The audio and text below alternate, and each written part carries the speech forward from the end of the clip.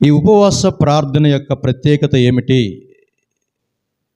ఉపవాసము అంటే అర్థం ఏంటంటే మనము దేవునికి దగ్గరవ్వడము. దేవునికి దగ్గరవ్వడము. ఎలా దేవునికి దగ్గర అవ్వాలి?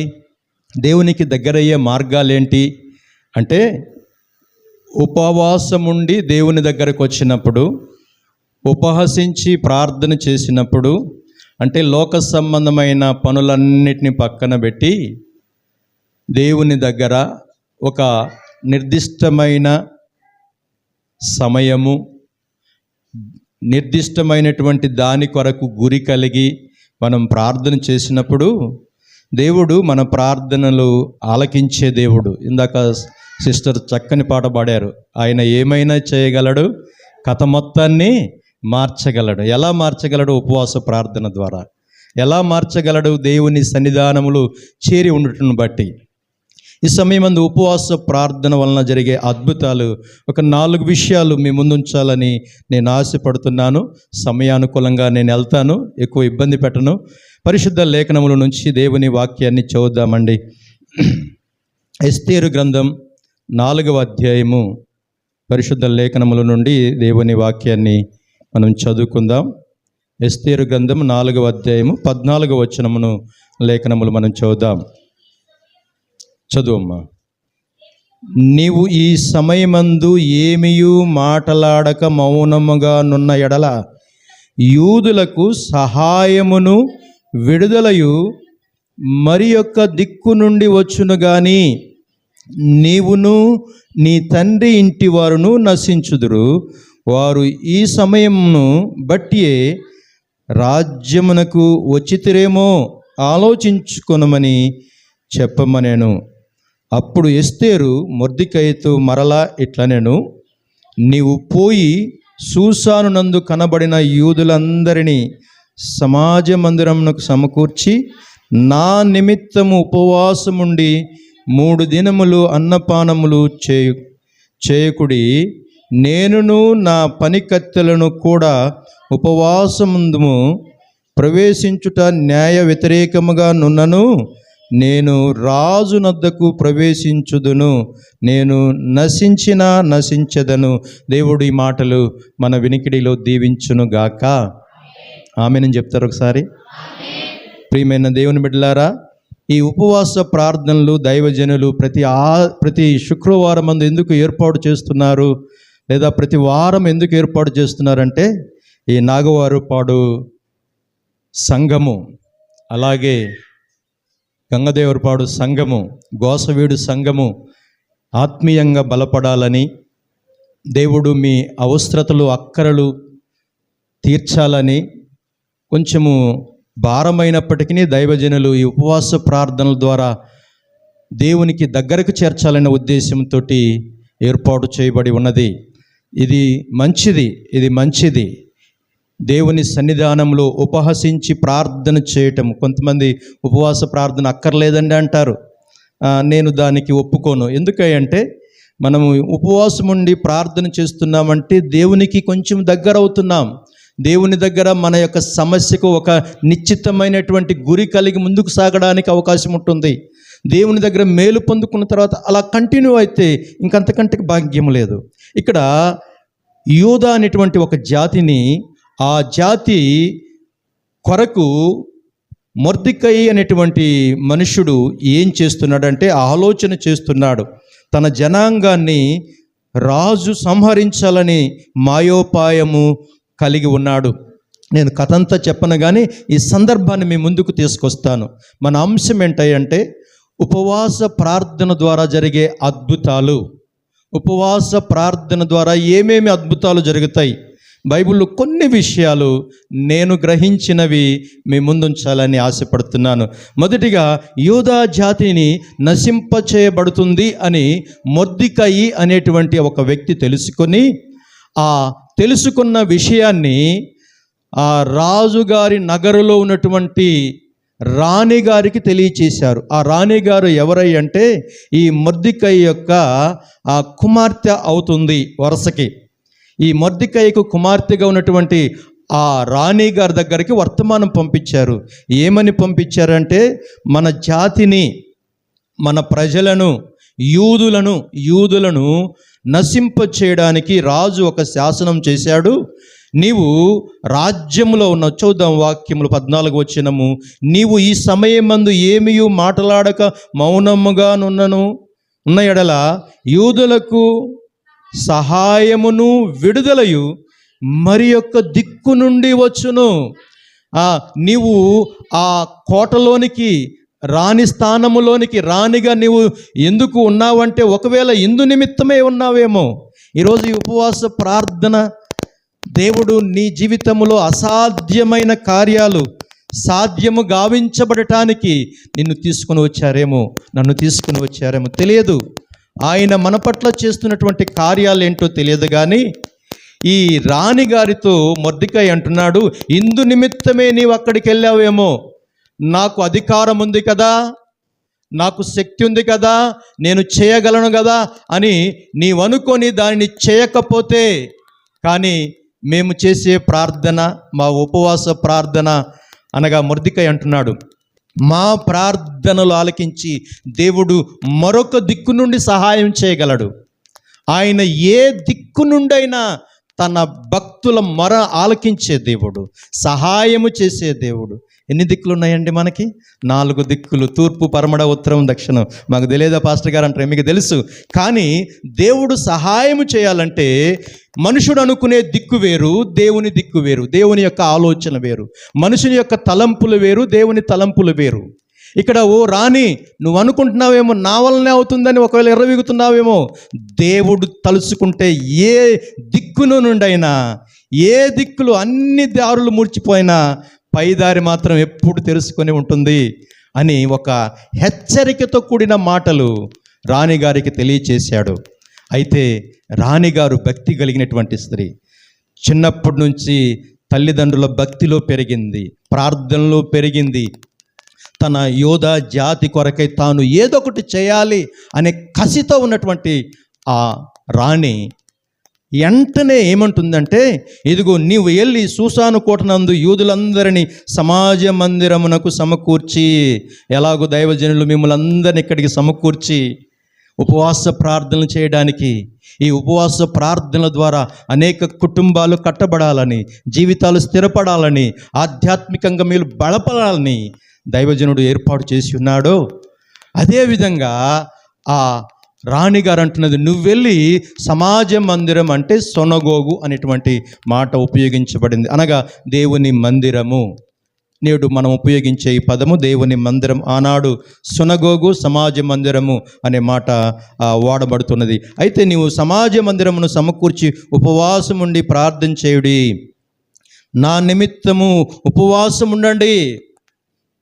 ఎందుకు నా నిమిత్తం అంటుంది? యూదుల నిమిత్తం అనాలి కదా. అంటే అక్కడ ఒక నియమం ఉంది. రాజుగారి దగ్గరికి వెళ్ళాలంటే ఎప్పుడు పడితే ఎప్పుడు వెళ్ళకూడదు, ఎవరు పడితే వారు వెళ్ళకూడదు.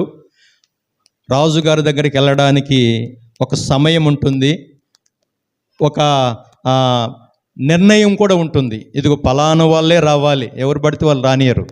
అయితే ఆ రాజుగారి దగ్గరికి వెళ్ళేటప్పుడు రాజుగారి పక్షాన ఉన్నటువంటి వారు ఆమోదించకపోతే పైనుండి ఒక వల వచ్చి పడుతుంది, మీనబడుతుంది.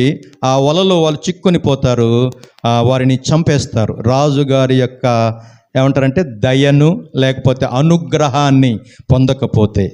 అటువంటి పరిస్థితిలో ఉన్నప్పుడు ఈ ఎస్తేరు ఏం చేస్తుంది అంటే 3 దినాలు ఉపవాసం ఉండి ప్రార్థన చేసింది. ఎందుకోసం అంటే రాజు దయను పొందుకోవడానికి, రాజు కనికరాన్ని పొందుకోవడానికి, రాజు మనస్సు కరిగి తన పట్ల దయ చూపించినట్లుగా ఎస్తేరు ప్రార్థన చేసింది.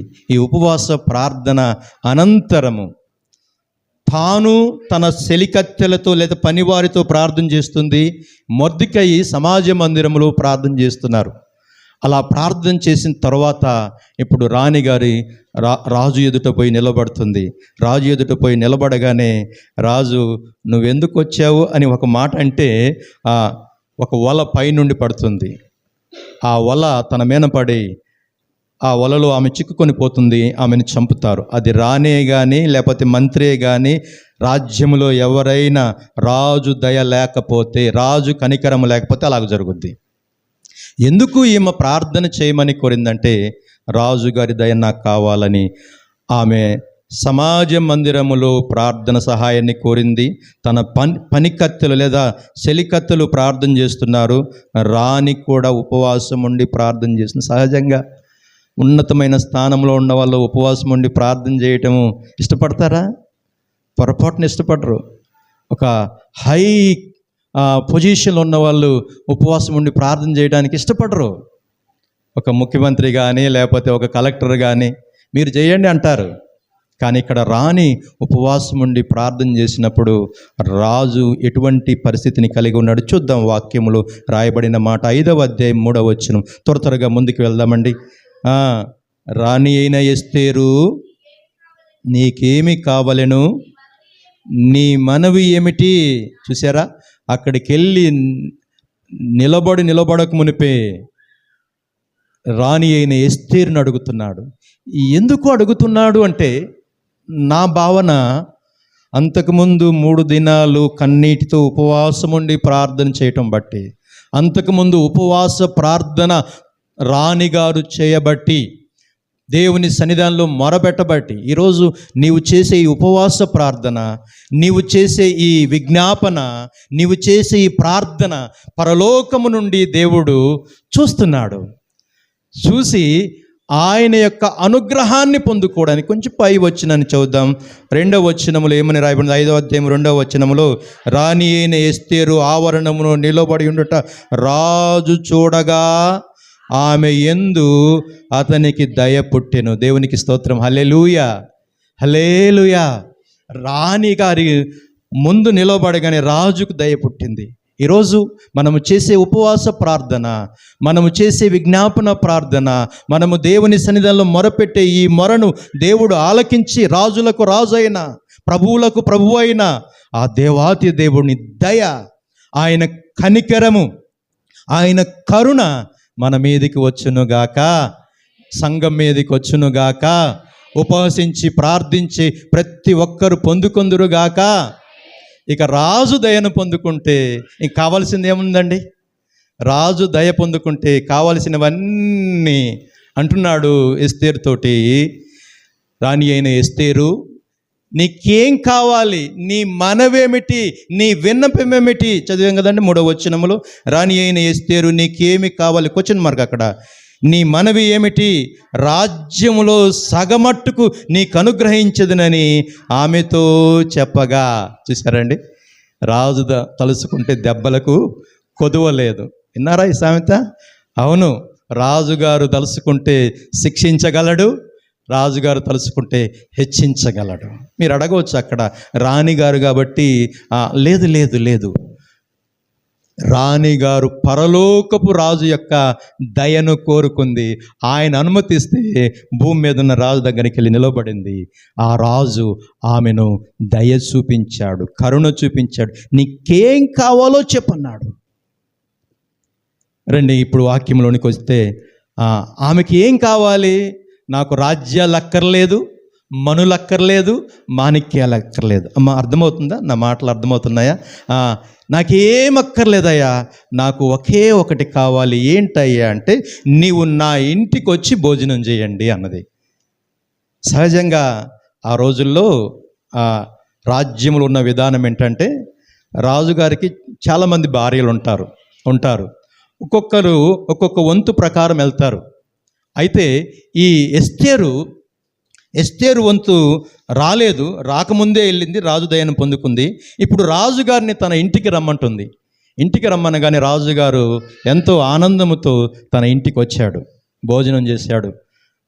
భోజనం చేసిన తర్వాత, ఇంకా ఏంటమ్మా నీ మనవి అంటే, రేపు మళ్ళా భోజనానికి రమ్మంటుంది. రాజుగారికి నిజంగా రావాల్సిన అవసరం లేదు. మరుసటి రోజు భోజనానికి వచ్చాడు. 3వ రోజు కూడా భోజనానికి వచ్చాడు. అలా ఆమె రాజుగారిని తన ఇంటికి పిలిపించుకున్నది. రాజుగారితో పాటు పక్కన ఈ యూదులను నశింప చేయాలని, యూదులకు నష్టం కలిగించాలని, యూదా జాతినంతటిని చంపాలనే ఉద్దేశం కలిగి ఉన్న అక్కడ హామాను అనే ఒక అతను ఉన్నాడు. ఈయన ఎవరంటే రాజుగారి పక్కన ఉండే మంత్రి గారు, జస్ట్ లైక్ మంత్రి గారు. ఆ హామాను ఏం చేశాడంటే రాజుగారితో పాటు వచ్చాడు. ఇద్దరు కూర్చున్నారు. ఇప్పుడు అడుగుతున్నాడు రాజు, ఎస్తేరు నీకేం కావాలా, ఏంటి నీ సమస్య ఏంటంటే, అప్పుడు చెబుతుంది, అయ్యా నా జాతిని, నా జనులను, యూదులను సంహరించాలని ఒక ఆయన ఆలోచన చేశాడయ్యా. నా జనులు నశించిపోతుంటే నేను ఎలా సంతోషంగా ఉండగలను, ఎలా ఆనందంగా ఉండగలను అని చెప్పేసి రాజుగారికి మనవి చేసినప్పుడు రాజుగారు, ఎవడు ఆ మనుష్యుడు, తక్షణమే వాడు చంపబడతాడు అని చెప్పేసి రాజుగారి నోట నుండి మాట రావడంతో ఈ రాజుగారి పక్కన ఉన్నటువంటి హామాను అనేటువంటి వ్యక్తి వెళ్ళి రాణిగారి పాదాల దగ్గర పడ్డాడు. రాణిగారి కాళ్ళు పట్టుకున్నాడు, అమ్మా నన్ను క్షమించమ్మని. రాజుగారు తన కళ్ళ ముందే రాణి పాదాలు తాకాడని ఇంకా కోపం ఎక్కువ వచ్చేసింది. విషయాన్ని చెప్పింది రాజుగారికి, అయ్యా నా జనులయ్యా, నా జనులు నశించిపోకూడదయ్యా, నేను ఉపవాసం ఉండి ప్రార్థన చేశానయ్యా. ఈరోజు ఈ ఉపవాస ప్రార్థన ద్వారా ఈ నాగవారుపాడు గ్రామంలోనే ప్రతి మనుష్యుడు రక్షించబడాలి. ప్రతి మనుష్యుడు దేవుని సృష్టి, ప్రతి మనుష్యుడు జీవము గల దేవుని తట్టు తిరగాలి. అలా తిరగాలంటే మీ ప్రార్థనలు, మీ మనవులను, మీ విజ్ఞాపనలు దేవుడు ఆలకించి ఆయన ఆమెన్ అని అంటున్నాడు. ఆయన ఆమెన్ అన్నాడంటే, ఆయన అవునుగాక అన్నాడంటే ఖచ్చితంగా ప్రతి పరిస్థితిని మారుస్తుంది. అక్కడ శాసనాన్ని మార్చేశాడు. ఎస్తేరు యొక్క ప్రార్థన శాసనాన్ని, చట్టాన్ని మార్చివేసింది. చట్టం మార్చడం ఎవరి చేతనన్నా అవుద్దండి? కొంచెం చదువుకున్న వాళ్ళకి తెలుసు. ఒక బిల్లు పాస్ కావాలంటే అది పార్లమెంట్లో ఆమోదం పొందాలి, రాజముద్ర పొందాలి. ఇవన్నీ అయిన తర్వాత అది అమల్లోకి వస్తుంది. మరలా దాన్ని మార్చాలంటే ఇంకా చాలా ప్రాసెస్ ఉంటుంది. కానీ ఇక్కడ రాజుగారు చేసిన ఈ శాసనాన్ని ఎలా మార్చబడిందంటే ఒకే ఒక సహాయము, ఉపవాస ప్రార్థన ద్వారా. ఓ సహోదరి, విశ్వాసి, దేవుని బిడ్డ, నీవు చేసే ఈ ప్రార్థనకు దేవుడు ఖచ్చితంగా జవాబిస్తున్నాడు. నీకేమి కావాలి, నీ మనవేమిటి, రాజ్యంలో సగమట్టుకైనా నీకు అనుగ్రహించేదను అని రాజు చెప్పాడు.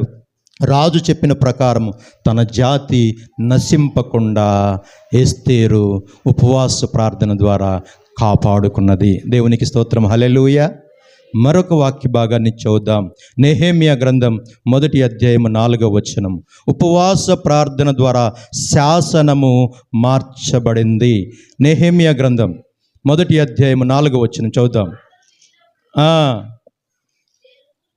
నేను కూర్చుండి ఏడ్చి కొన్ని దినములు దుఃఖముతో ఉపవాసముండి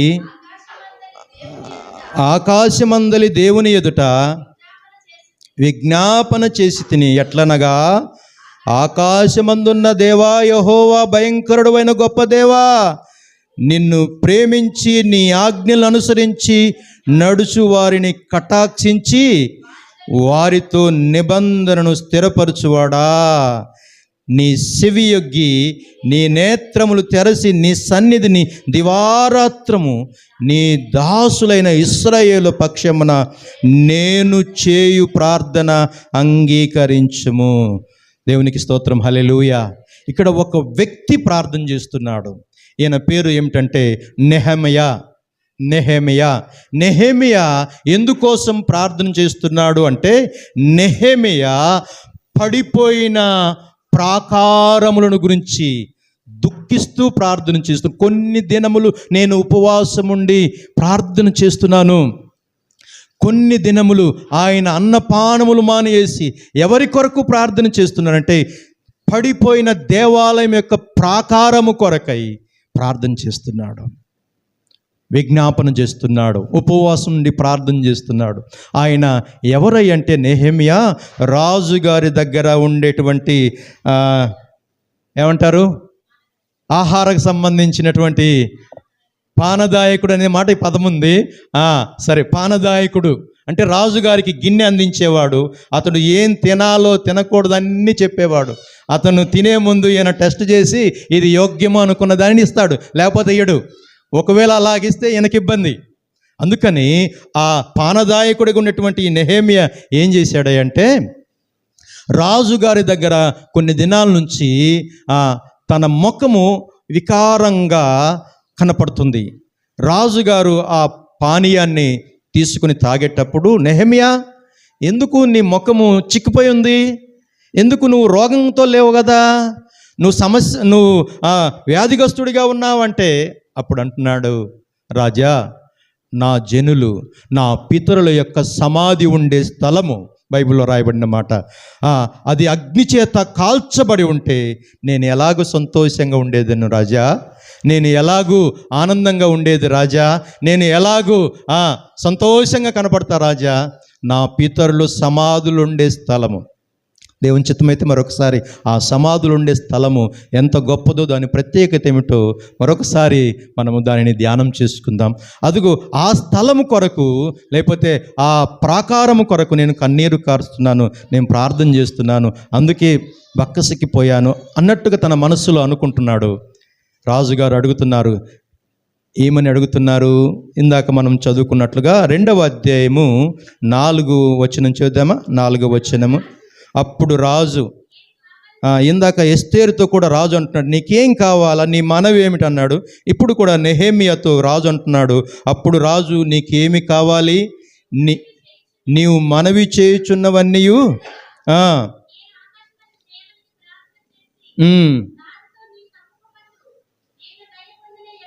నేను దయ పొందిన ఎడల నా పితరుల సమాధులుండు పట్టణమును తిరిగి కట్టునట్లుగా నన్ను యోధా దేశమునకు పంపుడని వేడుకొనుచున్నానని నేను మనవి చేసి తిని. చాలు.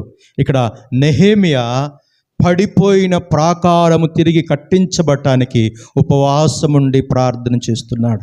ఈరోజు ఈ శుక్రవారం మంది ఈ ఉపవాస ప్రార్థనలో ఉంటున్న ఓ విశ్వాసి, దేవుని బిడ్డ, దేవుని సేవకునిగా నేను మనవి చేస్తున్నాను, వాక్యాన్ని బట్టి పడిపోయిన కుటుంబాలు కట్టబడునుగాక, పడిపోయిన జీవితాలు స్థిరపరచబడునుగాక, కూలిపోయిన కుటుంబాలు మరలా నిర్మించబడునుగాక. ఈనాడు సమాజంలో అనేక కుటుంబాలు విచ్ఛిన్నమవుతున్నాయి. సహవాసము లేక, ప్రార్థన లేక, దైవ భయము లేక. ఈనాడు అట్టి కుటుంబాలు కట్టబడాలంటే మార్గము ఉపవాస ప్రార్థన, కన్నీటి ప్రార్థన. నెహెమ్యా పడిపోయిన ప్రాకారం తిరిగి కట్టడానికి కొన్ని దినములు ఉపవాసముతో, దుఃఖముతో, అన్నపానములు మానివేసి ప్రార్థన చేస్తున్నాడు. ఆ ప్రార్థన రాజుగారు విన్నారు. రాజుగారు నెహెమ్యాకు అడుగుతున్నాడు, నీకేం కావాలంటే తన మనవి చెప్పాడు. రాజుగారు ఏమన్నారంటే, పోయిరా అనలే. అతడు ప్రాకారము కట్టడానికి ఏవేవైతే అవసరం ఉన్నాయో, అవునండి, కొన్నిసార్లు మనం అడిగేది కొద్దీ, దేవుడిచ్చేది విస్తారమైనవి.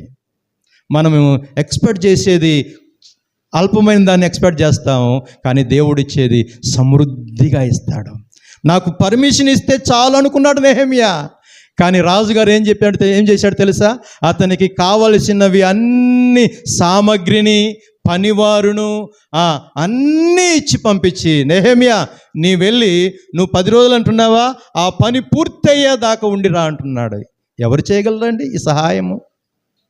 ఇది ఎలా జరిగిందంటే ఉపవాస ప్రార్థన ద్వారా.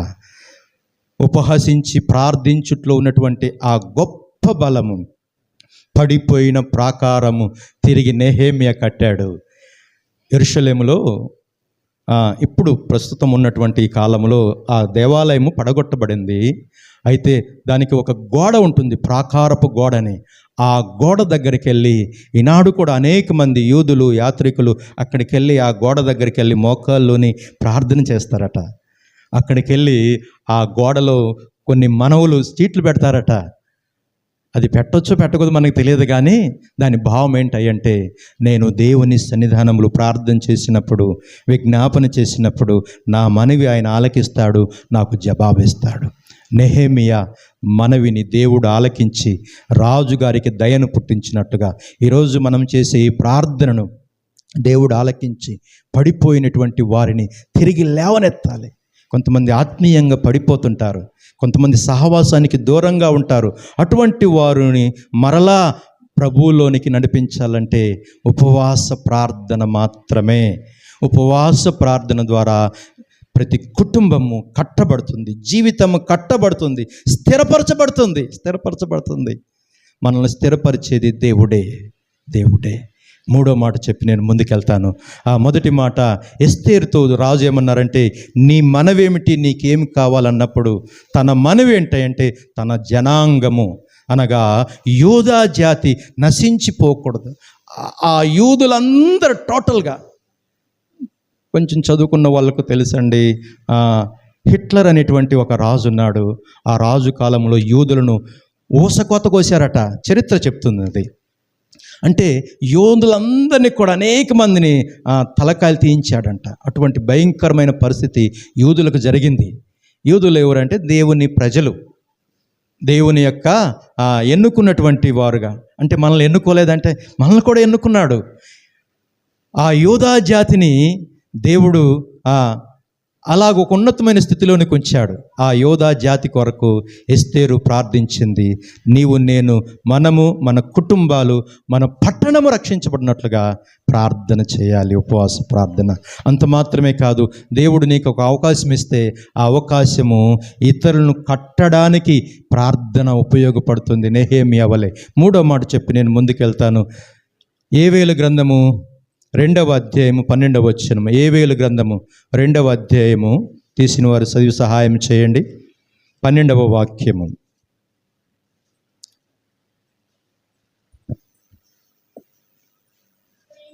చదువమ్మా. ఇప్పుడైనను ఉపవాసముండి కన్నీరు విడుచుచు దుఃఖించుచు మనపూర్వకముగా తిరిగి నా యొద్దకు రండి, ఇదే యెహోవా వాక్కు. ఇప్పుడైనను అంటే ఇక్కడ దేవుడు ఏమంటున్నారంటే, ఇప్పుడు దాకా మీ తట్టు మీరు తిరిగారు, లోకం తట్టు తిరిగారు, లోక విధానాలు తిరిగారు.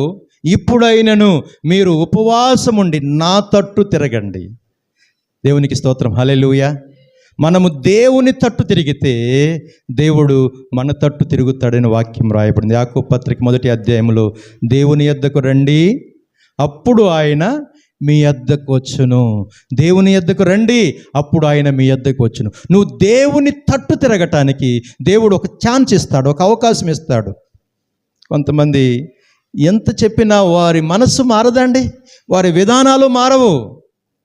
వాక్యం చెబుతుంది, సామెతల గ్రంథము 23వ అధ్యాయము 12వ వచనం అనుకుంటాను. సామెతలు 28, క్షమించండి, సామెతలు 28, 12వ వచనం. ఎన్నిసార్లు గద్దించినను లోబడని వాడు దేవుని ఉగ్రత చూచును. అమ్మా అంతేనా?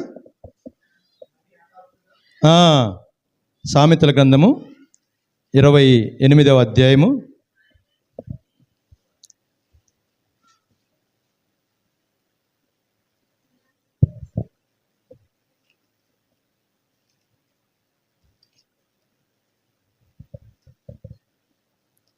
29వ అధ్యాయం 1వ వచనం చూద్దామా. ఎన్నిసార్లు గద్దించిన లోబడిన వాడు మరి తిరుగు లేకుండా హఠాత్తుగా నాశనమగును. ప్రియమైన సహోదరి సహోదరులారా, దేవుడు గద్దించినప్పుడు, దేవుడు హెచ్చరించినప్పుడు, దేవుడు ఎలా గద్దిస్తాడండి? దేవుడు ఇక్కడ వచ్చి నిలబడితే మనం తట్టుకోగలమా ఆయన శక్తికి? దేవుడు ఎలా గద్దిస్తాడంటే ఆత్మీయులైన సేవకుల ద్వారా. సేవకుని పని ఏంటో తెలుసా?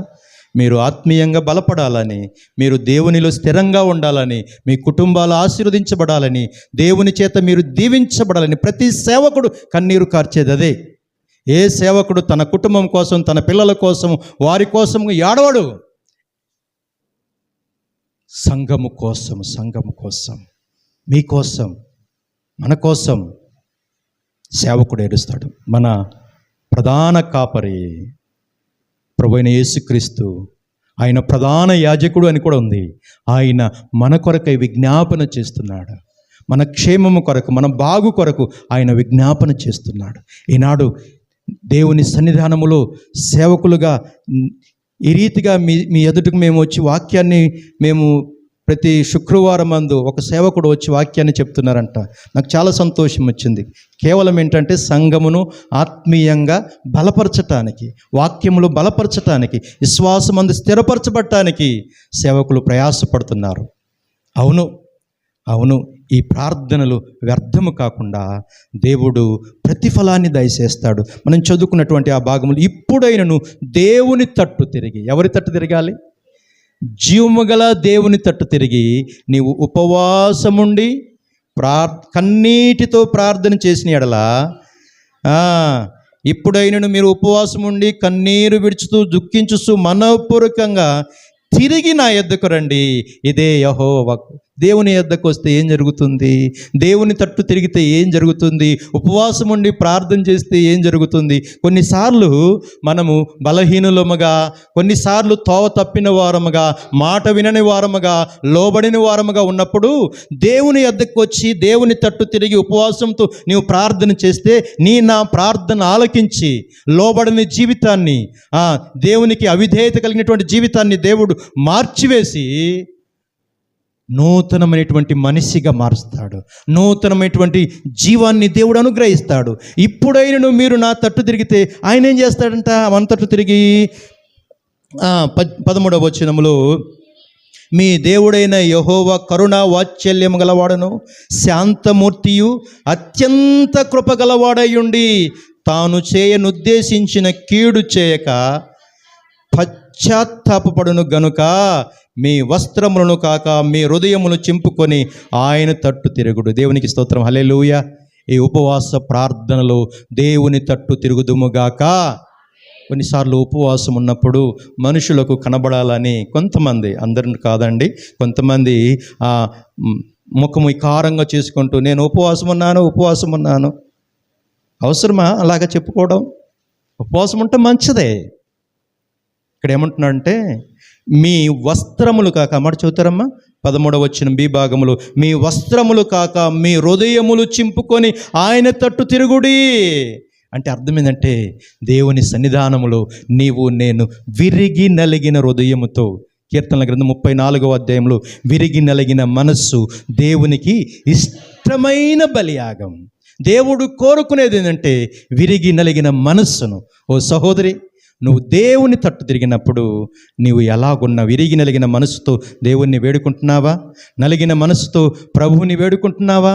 ఇక్కడ ఇప్పుడైనను మీరు నా తట్టు తిరిగితే, దేవుని తట్టు తిరిగితే ఆయన మీకు రావాల్సిన కీడు, దోషము, శాపము అనొచ్చండి.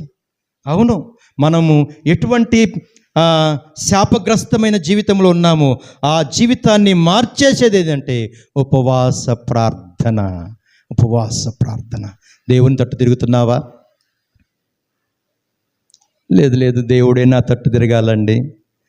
కొంతమంది ఆలోచన ఏంటంటే, దేవుడు నాకు వరాలు ఇవ్వాలి కానీ, దేవుడు నన్ను ఆశీర్వదించాలి కానీ నేను మాత్రం దేవుని దగ్గరకు పోను, ఉపవాసం ఉండి ప్రార్థన చేయను, కన్నీరు కార్చను. సహోదరి విను, నీ విశ్వాస జీవితం బలపడాలంటే కన్నీటి ప్రార్థన అవసరం. నువ్వు ఆత్మీయంగా బలపడాలంటే దేవుని సన్నిధానంలో ఉపవసించి ప్రార్థన చేయటం ఎంతో ఎంతో ఎంతో అవసరం. భక్తుల జీవితాల్లో మనం చూసుకుంటే ఉపవాస ప్రార్థన చేసిన వారి జీవితాలు వేరుగా ఉన్నాయి. ఆనాడు మోసే ఉపవాసం ఉండి ప్రార్థన చేశాడు. ఈ ఉపవాస ప్రార్థన ఇశ్రాయేలు ప్రజలు దరిదాపు 25 లక్షల మంది అంటున్నారు వేదాంత పండితులు. ఒక క్యాలిక్యులేషన్లో అంతమందిని నడిపించడానికి దేవుడు మోసేకు సాత్వికత్వాన్ని, వినయాన్ని, సహనాన్ని, ఓర్పునిచ్చాడు ఉపవాస ప్రార్థన ద్వారా. ఉపవాస ప్రార్థన యేసు ప్రభు చేశాడు. మత్తయి సువార్త 4వ అధ్యాయంలో ఆయన ఉపవాసం ఉన్నది దేనికయ్యంటే, ఆయన ఉపవాసం ఉన్నది తాను చేయబోయే ఆ పరిచర్య బహుబలముగా, అనేకులకు దీవెనకరంగా ఉండాలని పరిచర్యకి వెళ్ళే ముందుగా ఆయన ఉపవాసం ఉండి ప్రార్థన చేశాడు. ఈనాడు నీవు కూడా దేవుని సన్నిధానంలో ఉపవాసం ఉండి ప్రార్థన చేసినప్పుడు ఆయన నీ తట్టు తిరగగలిగితే నీ జీవితం ధన్యమే. నీ కుటుంబం సమాధానం ఉంటుంది, నీ హృదయములో ఆనందం ఉంటుంది. దేవుడు మన తట్టు తిరగాలంటే ఏం చేయాలా? ఏమనుకోవద్దే, కానుకలు ఇస్తే దేవుడు మన తట్టు తిరగడు. దేవుడికి కావాల్సింది ఏంటంటే విరిగి నలిగిన హృదయము కావాలి. దేవుడికి కావాల్సింది ఏంటంటే నలిగిన మనస్సు కావాలి. ఆ నలిగిన మనస్సు, విరిగి నలిగిన హృదయముతో దేవుని సన్నిధానంలో ప్రార్థన చేస్తే ఆయన తన భక్తుని దాటిపోడు. తన బిడ్డకు కావలసినవన్నీ ఆయన అనుగ్రహించు దేవుడు. చివరి మాట చెప్పి నేను ముగిస్తా. మొదటి మాట ఏమనుకున్నామండి? ఎస్తేరు తన యోధా జాతి అంతటిని రక్షించడానికి కన్నీటితో ప్రార్థన చేస్తే రాజు నీకేం కావాలి? క్వశ్చన్ మార్క్ అక్కడ. తర్వాత నెహెమియా పడిపోయిన ప్రాకారం నిర్మించబడటానికి ఉపవాసం ఉండి ప్రార్థన చేస్తే రాజు నీకేం కావాలి అని అడిగి మరి అతనికి కావలసినవన్నీ రాజు సమకూర్చాడు. మూడో మాట, ఇప్పుడైనను మీరు ఉపవాసం ఉండి, యోవేలు గ్రంథం 2వ అధ్యాయం 12వ వచనములు 2:12 వచనములో, ఇప్పుడైనా మీరు ఉపవాసం ఉండి కన్నీటితో ప్రార్థన చేస్తే దేవుని తట్టు మీరు తిరిగితే దేవుడు మీ తట్టు తిరుగుతారు. చివరి మాట చెప్పి నేను ముగిస్తాను, ఎందుకంటే సమయము దాటిపోతుంది కాబట్టి చివరి మాట చెప్పి నేను ముగిస్తాను. యోనా గ్రంథము 3వ అధ్యాయము 5వ వచనము కొంచెం వివరించలేకపోతున్నాను, దయతో అర్థం చేసుకునండి. చదువు యోనా గ్రంథము 3వ అధ్యాయం 5వ వచనం. నినివే పట్టణం చదవండి. అదే పేజీ నెంబరు 763 పేజీ, యోనా గ్రంథము 3వ అధ్యాయము 5వ వచనములు వాక్యం ఇలాగూ రాయబడి ఉంది. నినివే పట్టణపు వారు దేవుని యందు విశ్వాసముంచి ఉపవాస దినమును చాటించి గనులేమి అల్పులేమి అందరను గోనె పట్ట కట్టుకొనిరి. దేవునికి స్తోత్రం, హల్లెలూయా. నినివే అనే ఒక పట్టణం ఉంది. ఆ పట్టణానికి ప్రవక్త అయినటువంటి యోనా వెళ్ళి మీకు దేవుని ఉగ్రత రాబోతుంది 40 దినాల్లో అని చెప్పగానే వారు ఆ ప్రవక్త యొక్క మాట విని ఏం చేశారంటే ఉపవాసం ఉండి ప్రార్థన చేయడం మొదలుపెట్టారు. ఎవరెవరు ప్రార్థన చేశారు అంటే అక్కడ వాక్యం రాయబడి ఉంది, గనులేమి అల్పులేమి రాజు మొదలుకొని సేవకుడు వరకు అందరూ ఉపవాసముతో కన్నీటి ప్రార్థనతో బూడిదలో కూర్చొని గోనె పట్ట కట్టుకుని, అంటే ఆ రోజుల్లో ఆ విధానం ఉందండి. ఇప్పుడు ఆ పని చేయాల్సిన పని లేదు. కానీ దేవుడికి కావాల్సినది బూడిద, గోనె పట్ట కాదు, ఎరిగి నలిగిన మనస్సు కావాలి. ఎవరైతే అలాగును ప్రార్థన చేస్తారో అటువంటి వారి ప్రార్థన దేవుడు ఏం చేస్తారన్నాడు? చూద్దాం 7వ వచనములు. మరియు రాజైన తామును ఆయన మంత్రులకు ఆజ్ఞయ్యగా, ఒకవేళ దేవుడు మనస్సు తిప్పుకొని పశ్చాత్తాప్తుడై మనము లయము కాకుండా తన కోపాగ్ని చల్లార్చుకొనును గనుక మనుషులు ఏదియూ పుచ్చుకొనకూడదు, పశువులు కానీ ఎద్దులు కానీ గొర్రెలు కానీ మేత మేయకూడదు, నీళ్లు తాగకూడదు. మనుషులందరూ చూశారండి. ఇక్కడ నేనేమి చెప్తున్నా అంటే దేవుని సేవకునిగా నీవు ఆశీర్వదించబడాలి, దీవించబడాలంటే నీవు నీ కుటుంబము దేవుని సన్నిధికి రావాలి. హల్లెలూయా. కుటుంబ సమేతంగా దేవుని సన్నిధికి వచ్చి నువ్వు ప్రార్థన చేయగలిగితే, అఫ్కోర్స్ కొన్నిసార్లు మనము మన కుటుంబంతో రాలేకపోవచ్చును, కానీ కుటుంబం కొరకు ప్రార్థన చేయడానికి మాత్రం ఏ ఆటంకం లేదు. బిడ్డల కొరకు ప్రార్థన చేయడానికి ఏ ఆటంకం ఉండదు. ఆయన సన్నిధానానికి వచ్చి, జీవము గల దేవా, నన్ను మార్చేవయ్యా, నాకు వెలుగునిచ్చేవయ్యా, నా జీవితాన్ని వెలుగుమయం మార్చేవయ్యా, నా కుటుంబాన్ని కూడా మార్చు అని ప్రార్థన చేయడానికి ఆటంకం లేదు. ఇక్కడ ఆ దేశంలో ఉన్నటువంటి ప్రతి మనుష్యుడు అందరూ ఉపవాసం ఉండి ప్రార్థన చేశారంట. ప్రార్థన చేయటమే మాత్రమే కాదు, అక్కడ ఒక మంచి మాట రాయబడి ఉంది. ఏమిటంటే 9వ వచనములో, మనుషులందరూ తమ దుర్మార్గములను విడిచి తాము చేయు బలాత్కారమును మానివేయవలనని 10వ వచనం చదువమ్మా. ఈ నినివే వారు తమ చెడు నడతలను మానుకొనగా వారు చేయుచున్న క్రియలను దేవుడు చూసి పశ్చాత్తాప్తుడై వారికి చేదునని తానిచ్చిన మాట కీడు చేయక మానెను. వారికి కీడు ప్రవక్త ద్వారా ప్రకటించాడు, కానీ ఆ కీడు నుండి తప్పించబడ్డాడు. ఉపవాస ప్రార్థన ద్వారా కలిగే 4వ ప్రయోజనం ఏంటంటే కీడు నుండి తప్పించబడుతున్నావు. ఎవరు తప్పించబడతారు?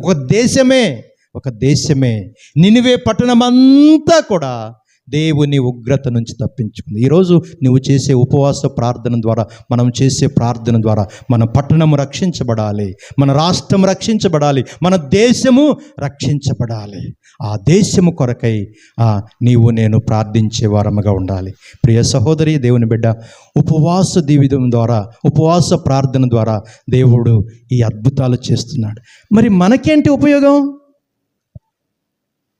మనకు ఉపవాస ప్రార్థన ద్వారా మనం ఏం మేలు పొందుకుంటున్నాం? దానివల్ల మనకు కలిగేటి ఒక 4 విషయాలు త్వరగా చెప్పేస్తా. 1-2 నిమిషాలు ముగిస్తా. మొట్టమొదటిగా, మనము ఉపవాసం ఉండి ప్రార్థన చేస్తున్నామంటే మనము ఏకాగ్రత కలిగిన వారంగా ఉంటాం. ఉపవాసం ఉండి ప్రార్థన చేసేటప్పుడు ఆ ఉపవాస ప్రార్థనలో ఏకాగ్రత వస్తుంది. దేవుని తట్టు తిరుగుతాం. కొంతమంది ఏమంటారంటే నీవు కలిగి ఉన్న ఆ సమస్య యొక్క తీవ్రతను బట్టి నీవు దేవుని సన్నిధానంలో కన్నీటితో ప్రార్థన చేస్తున్నావంటే నీవు దేవునిలో ఏకమవుతున్నావు, ఏకాగ్రతలోనికి వస్తున్నావు. ఉపవాస ప్రార్థన ద్వారా మనకేంటి ఉపయోగం అంటే ఏకాగ్రత వస్తుంది. అంటే దేవుని మీనే లక్ష్యం, మిగతా మీన ఇంటి దగ్గర గేదెలు ఎలా పోతున్నాయి ఇవన్నీ ఉండవు. దేవుని దగ్గరికి వచ్చి ఉపవాసం ఉంటున్నామంటే మనము కలిగే ప్రయోజనం ఏంటంటే ఏకాగ్రతలోనికి వస్తున్నాం. ఉపవాస ప్రార్థన ద్వారా ప్రత్యేకించబడుతున్నాం. మిగతా వాళ్ళు రోజుకు 3 సార్లు తింటున్నారు, మనం ఒకసారి తింటున్నాం. మనం ప్రత్యేకించబడుతున్నాం. సమయాన్ని ప్రత్యేకిస్తున్నాం, స్థలాన్ని ప్రత్యేకిస్తున్నాం, మన జీవితాన్ని కూడా ప్రత్యేకపరుచుకుంటున్నాం ఉపవాస ప్రార్థన ద్వారా. 3వ మాట ఏంటంటే ఉపవాస ప్రార్థన ద్వారా పరిశుద్ధాత్మ దేవుని కార్యాలు నా జీవితాల్లో ఎవరైతే ఉపవాసం ఉండి కన్నీటితో ప్రార్థన చేస్తారో అటువంటి వారి జీవితాల్లో దేవుడు ఆత్మకార్యాలు చేస్తాడు. కడుపు నిండా తినొచ్చి ప్రార్థన చేస్తే, నిద్రపోతూ తూలుతూ ప్రార్థన చేస్తే ఆ ప్రార్థన అంతగా నా దృష్టిలో అండి ఎవరైనా డయాబెటిక్ పేషెంట్లు ఉంటే తినొచ్చు, తప్పులేదు. కానీ ఉపవాసం ఉండి ప్రార్థన చేయటం వలన ఏకాగ్రత వస్తుంది. ఉపవాసం ఉండి ప్రార్థన ద్వారా ప్రత్యేకించుకున్న సమయాన్ని, ప్రత్యేక స్థలాన్ని దేవునికి మనం ప్రార్థన చేస్తాం. ఉపవాస ప్రార్థన ద్వారా దేవుని క్రియలు మన జీవితాలలో వాటిని కళ్ళారా మనం చూస్తాం. చివరిగా, ఉపవాసం ఉండి ప్రార్థన చేయటం వల్ల మనకు కలిగే ప్రయోజనం ఏంటంటే అపవాది బంధకాల నుంచి విడిపించబడతాం. అపవాది బంధకాలు అంటే నీవు అపవాది చేత ఒకవేళ పీడించబడుతూ దేవుని సన్నిధికి వచ్చావనుకో, దేవుని సన్నిధిలో ఉపవాసం ఉండి నీవు కన్నీటితో ప్రార్థన చేస్తే ఆ అపవాది క్రియలు లయం చేస్తాడు, చీకటి శక్తుల నుంచి విడిపిస్తాడు. మార్కు సువార్త 5వ అధ్యాయంలో అక్కడ ఒక మనుషుడు ఉన్నాడు. అతడు దయ్యము పట్టిన వ్యక్తి. దేవుడు అతనిని గద్దించగా అపవాది అనగా సేనా దయ్యము అని వదిలిపోయినప్పుడు వాడు స్వస్థచిత్తుడై బట్టలు ధరించి సమాధానంతో ఉన్నాడు. అంటే ఉపవాస ప్రార్థన, దేవుని వాక్కు మనకు వచ్చినప్పుడు మనము విడుదల పొందుతాం, మనము ప్రత్యేకించబడతాం, మనము దేవుని కార్యాలు రుచి చూస్తాం. అంత మాత్రమే కాదు, మనము దేవునిలో పరిపూర్ణంగా ముందుకు సాగడానికి ఈ ఉపవాస ప్రార్థనలు మనకు ఉపయోగపడతాయి. దేవుడు చేసే అద్భుతాలు 4. మరొకసారి రివిజన్ చేద్దామా, చెప్పుకుందామా. మొదటిది ఏంటండి? ఉపవాస ప్రార్థన వలన యోధా జాతి అంతా రక్షించబడింది. 2వది, ఉపవాస ప్రార్థన ద్వారా పడిపోయిన ప్రాకారం తిరిగి నిర్మించబడింది. 3వది, ఉపవాస ప్రార్థన ద్వారా దేవుని తట్టు తిరిగితే, ఇప్పుడైనా మీరు ఉపవాసం ఉండి దేవుని తట్టు తిరిగితే ఆయన మీ తట్టు తిరిగి మీ మీద రావాల్సిన కీడంతా తీసివేస్తాడు. 4వది, ఉపవాస ప్రార్థన ద్వారా ఒక దేశమే, యోనా ప్రకటించినటువంటి నినివే పట్టణమే రాజు కదా, రాజు అంటే దేశమే కదా, రాజు సైతము మార్పు పొందాడు. కాబట్టి మనము ప్రార్థన చేస్తున్నప్పుడు ఆ ప్రార్థనకు ప్రతిఫలాన్ని దేవుడు ఇస్తున్నాడు. నమ్ముదాం, విశ్వసించుదాం, ప్రార్థన చేద్దాం. దేవుడు అట్టి కృప చేరి వచ్చిన మనందరికీ, ఉపవాసం ఉన్నటువంటి ప్రియమైన సంఘానికి దేవుడు సహాయం చేసి నడిపించునుగాక.